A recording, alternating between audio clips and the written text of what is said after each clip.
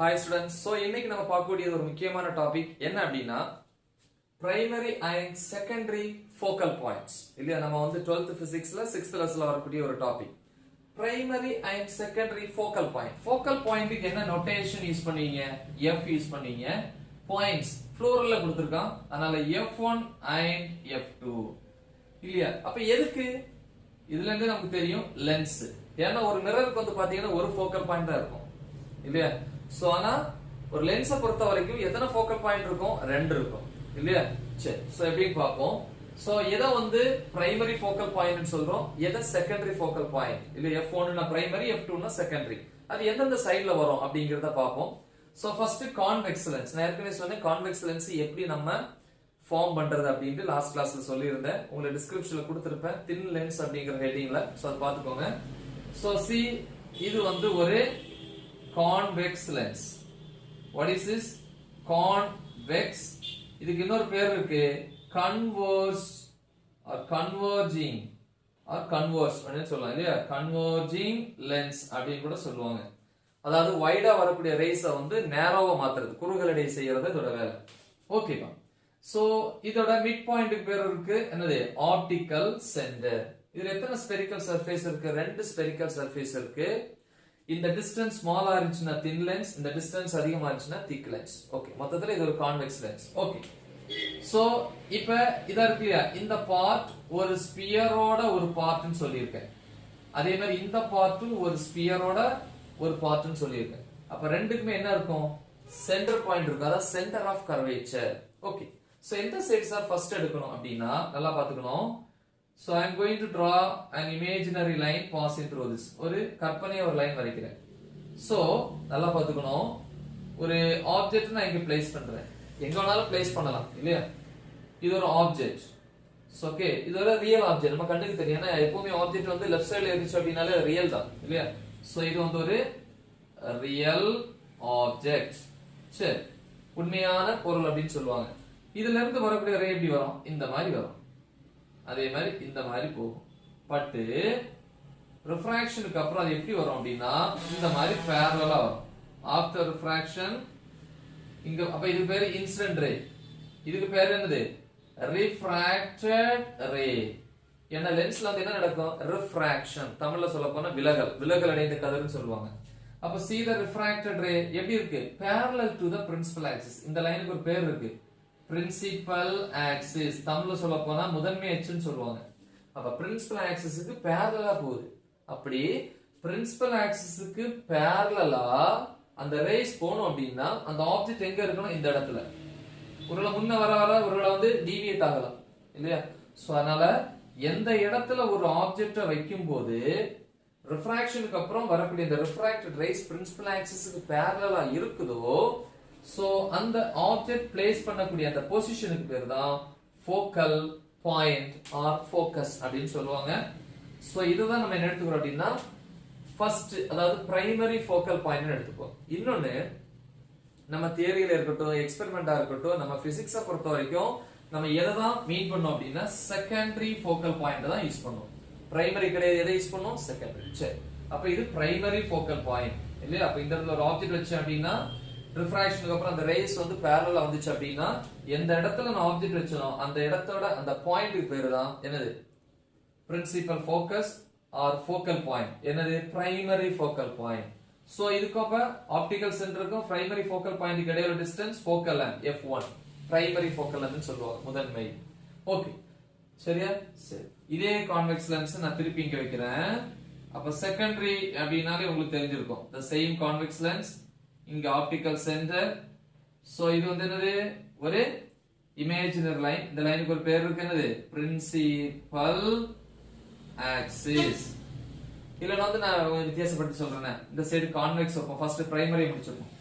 இது concave வெச்சுப்போம். Concave. Concave எப்படி இருக்கும்? இந்த மாதிரி இருக்கும். சோ இந்த மாதிரி இருந்துச்சு அப்படின்னா அது கான்கேவ்னு சொல்லுவீங்க இல்லையா? So this is an imaginary line. இந்த மிட் பாயிண்ட் பேர் தான் ஆப்டிகல் சென்டர். சோ இதுக்குமே வந்து ரெண்டு ஸ்பெரிக்கல் சர்ஃபேஸ் இருக்கு. அப்ப கான்வெக்ஸா பொறுத்த வரைக்கும் நேரோ பீமை parallel-ஆ மாத்தும், parallel rays இந்த மாதிரி நேரோவா மாத்தும். நல்லா பாத்துக்கணும். சரி இது என்னது கான்கேவ் லென்ஸ் இன்னொரு பேர் என்னது டைவர்ஜிங் லென்ஸ் டைவர்ஜிங் லென்ஸ் சரியா சரி சோ இப்ப இதுல என்ன பண்ண போறோம் பாருங்க ஒரு ஆப்ஜெக்ட்ல இருந்து வரக்கூடிய ரேஸ் இந்த மாதிரி வருதுன்னு வெச்சுக்கங்களேன் இந்த மாதிரி வருது இந்த மாதிரி விழுந்துச்சு அப்படினா நம்ம என்ன நினைப்போம் இதுக்குள்ள வந்து பட்டு இப்படி parallel-ஆ போகும் சோ இது வந்து refracted rays refractionக்கு அப்புறம் இப்படி தான் போகும் refracted rays இல்லையா சோ இது refracted ray கரெக்ட்டா இங்கேயும் parallel-ஆ போகுது இங்கேயும் principal axis-க்கு parallel-ஆ போகுது ஆனா நமக்கு என்ன தோணும் இப்படி வர்றது நேரா எங்க கான்சென்ட்ரேட் ஆயிருக்கலாம் இந்த இடத்துல விழுந்திருக்கலாம் அப்படின்னு நம்ம நினைப்போம் சோ அப்படி நம்ம இமேஜின் பண்ணக்கூடிய அந்த பாயிண்ட்க்கு பேரு அந்த பாயிண்டோட நோட்டேஷன் வந்து நான் F1 இதான் primary focal point of concave lens புரியுதா அப்ப இப்படி பட்டு ஆக்சுவலி இப்படி தான் போகுது ஆனா நம்ம பாக்கும்போது நமக்கு எப்படி தெரியும் அப்படினா இப்படி வரது நேரா இந்த இடத்துல கான்சென்ட்ரேட் குவிஞ்சிருக்கலாம் அப்படின்னு தோணும் சோ அப்ப இது வந்து உண்மை கிடையாது இல்லையா சோ இது வந்து மாயை இல்லையா அப்ப இந்த ஆப்ஜெக்ட் பேர் என்னது மாயை I mean virtual object so அப்ப இது வந்து primary focal point of what concave lens இது வந்து primary focal point of what convex lens so இது வந்து பிரைமரி ஃபோக்கல் பாயிண்ட்ஸ் சரி இனி அடுத்து என்ன பண்ண போறோம் செகண்டரி பார்க்க போறேன் செகண்டரி எப்படி வரும் the same convex lens அதே convex lens தான் யூஸ் பண்றேன் இது ஆப்டிகல் சென்டர் இந்த லைனுக்கு பேரு பிரின்சிபல் ஆக்சிஸ் ஓகேவா சோ இங்க என்ன பண்ண போறோம் பாருங்க parallel rays அனுப்புறேன் இதே மாதிரி ஒரு ஆப்ஜெக்ட்ல இருந்து வரக்கூடிய parallel rays இந்த மாதிரி parallel இருக்கா சோ இதுல விழுந்து என்ன ஆகும் விழுந்து இந்த மாதிரி போகும் இல்லையா சோ அதே மாதிரி இதுல பட்டு இந்த மாதிரி பட்டு இந்த மாதிரி போகும் சோ நீட்டா போடுவோம் பட்டு என்ன ஆகும் இந்த மாதிரி ஓகேவா மறந்துடாதீங்க சோ அப்ப parallel rays எதா மாறுது converged rays ஆ மாறுது after refraction சோ இந்த ரேக்கு பேர் தான் இது refracted ray அப்ப இந்த இடத்துல நமக்கு என்ன தெரியும் ஒரு இமேஜ் இருக்கிற மாதிரி தெரியும் so this image is what real image so அப்ப இந்த பாயிண்ட்க்கு பேர் தான் F2 I mean secondary focal point ஓகேவா அப்ப ஒரு ஆப்ஜெக்ட் வைக்கிறீங்க அதுல இருந்து வரக்கூடிய ஸ்ப்ளிட் ஆகக்கூடிய ரேஸ் பிரின்சிபல் ஆக்சிஸ்க்கு parallel-ஆ போயிடுச்சுன்னா அந்த parallel-ஆ வர்றதுக்கு எந்த இடத்துல ஒரு ஆப்ஜெக்ட் நம்ம பிளேஸ் பண்ணணுமோ சோ அந்த ஆப்ஜெக்ட்க்கு பேர் தான் இது ரியல் ஆப்ஜெக்ட் ஏன்னா ஆப்ஜெக்ட் எப்பவுமே லெஃப்ட் சைடுல வச்சிருக்கோம்னு சொல்லியிருப்பேன் இல்லையா அதே மாதிரி இங்க டைவர்ஜா வருது ஆனா பட்டு ரிஃப்ராக்ட் ஆகி parallel-ஆ போகுது இங்கேயும் parallel இங்கேயும் parallel ஆனா நமக்கு எந்த இடத்துல வந்த மாதிரி தெரியும் இந்த இடத்துல கான்சென்ட்ரேட் ஆன மாதிரி தெரியும் இந்த லென்ஸ் இல்லனா இந்த இடத்துல தான் கான்சென்ட்ரேட் ஆயிருக்கும் ஓகேவா அப்ப இது ஒரு ஆப்ஜெக்ட்ட கன்சிடர் பண்ணனா அது என்ன ஆப்ஜெக்ட் விர்ச்சுவல் ஆப்ஜெக்ட் ஏன்னா எப்பவுமே ஆப்ஜெக்ட் எங்க தான் இருக்கணும் லெஃப்ட் சைடுல தான் இருக்கும் அதான் ரியல் ஆப்ஜெக்ட் சோ அப்ப இது வந்து விர்ச்சுவல் ஆப்ஜெக்ட் ஒருவேளை வரக்கூடிய parallel rays இந்த மாதிரி இருந்துச்சு அப்படினா ரிஃப்ராக்ஷனுக்கு அப்புறம் இந்த இடத்துல கான்சென்ட்ரேட் ஆகும் அப்ப இந்த சைடு ஆப்ஜெக்ட் இந்த சைடு என்ன கிடைக்கும் இமேஜ் ஒரு லென்ஸை பொறுத்தவரைக்கும் கான்வெக்ஸ் லென்ஸை பொறுத்தவரைக்கும் உண்மையான இமேஜ் இந்த சைடு தான் கிடைக்கும் அப்ப இது வந்து ரியல் இமேஜ் இது செகண்டரி ஃபோக்கல் பாயிண்ட் சொல்லுவோம் சரி சோ இதே இது கான்கேவ் வெச்சுப்போமா கான்கேவ் அப்படினா இந்த மாதிரி இருக்கும் concave so this is optical center இந்த இமேஜினரி லைனுக்கு ஒரு பேர் இருக்கு என்னது principal axis ஓகேவா S so principal axis so இங்க எப்படி வருது அதே மாதிரி parallel rays வருது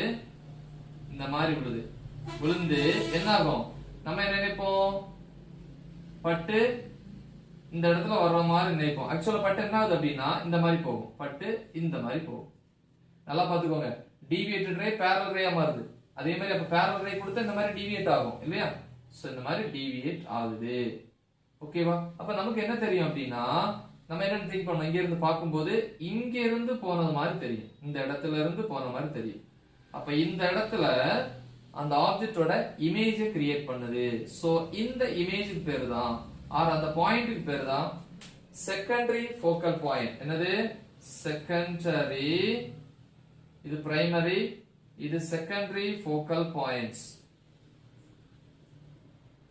ஓகேவா? சோ அப்ப இங்க கிடைக்கக்கூடிய இமேஜ் என்ன இமேஜ் அப்படின்னா விர்ச்சுவல் இமேஜ். ஓகேவா? சோ அப்ப நம்ம எப்பவுமே வந்து பிசிக்ஸை பொறுத்த வரைக்கும் நம்ம வந்து எப்பவுமே செகண்டரி ஃபோக்கல் பாயிண்ட் தான் சூஸ் பண்ணுவோம். அப்ப நல்லா பாத்துக்கணும். கான்வெக்ஸுக்கு வந்து செகண்டரி ஃபோக்கல் பாயிண்ட் இங்க இருக்கு F2 சாரி இல்லையா F1 சாரி இது கான்கேவ் அப்படிதானே F1 இது பிரைமரி இது ரெண்டும் செகண்டரி. அப்ப எப்பவுமே நம்ம செகண்டரி தான் யூஸ் பண்ணுவோம். அப்ப கான்வெக்ஸ் லென்ஸுக்கு வந்து ஃபோக்கல் பாயிண்ட் வந்து ரைட் சைடுல இருக்கு செகண்டரி இல்ல நம்ம இதுதான் நம்ம பிசிக்ஸ்ல எடுப்போம். அப்ப எப்பவுமே கான்வெக்ஸ் லென்ஸுக்கு ஃபோக்கல் பாயிண்ட் பாசிட்டிவ். அப்ப in between the distance here focal length அப்ப F is positive. இது கான்கேவ் லென்ஸுக்கு லெஃப்ட் சைடுல இருக்கு focal length F is negative. So இது வந்து நல்லா மைண்ட்ல வச்சுக்கோங்க. அப்ப கான்வெக்ஸ் லென்ஸுக்கு focal length வந்து பாசிட்டிவ், கான்கேவ்க்கு வந்து focal length negative because we are using secondary focal points. Okay இது ஒரு முக்கியமான டாபிக் நல்லா தெளிவா பாத்துக்கோங்க. ஓகேவா? Thank you.